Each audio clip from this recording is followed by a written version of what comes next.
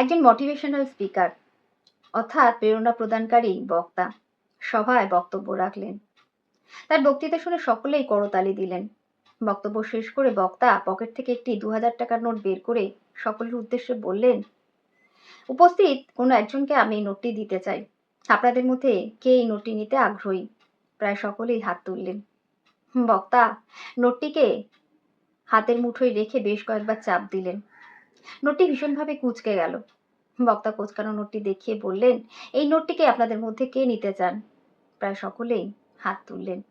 এইবার বক্তা নোটটিকে মেঝেয় ফেলে ধুলো মাখিয়ে ধুলো মিশ্রিত নোটটিকে দেখিয়ে সকলের উদ্দেশ্যে বললেন, এইবার বলুন, ধুলো মিশ্রিত কোঁচকানো এই নোটটিকে আপনাদের মধ্যে কে নিতে চান?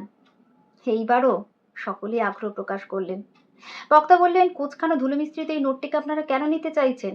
সকলেই বললেন, যতই ধুলো মিশানো হোক না কেন, যতই কোঁচকানো হোক না কেন, এর মূল্য কমেনি। বক্তা হাসলেন, বললেন, একদমই। এই নোটটি এতটাই মূল্যবান যে কোনো কিছুর বিনিময়ে এর মূল্য কমেনি। তবে মনে রাখবেন, এই নোটটির চাইতেও অনেক বেশি মূল্যবান আমাদের জীবন। হ্যাঁ, জীবনে যতই ঝড় ঝঞ্ঝা খারাপ পরিস্থিতি আসুক না কেন, জীবনের মূল্য কখনোই কোনো কিছুর বিনিময়ে কমে না।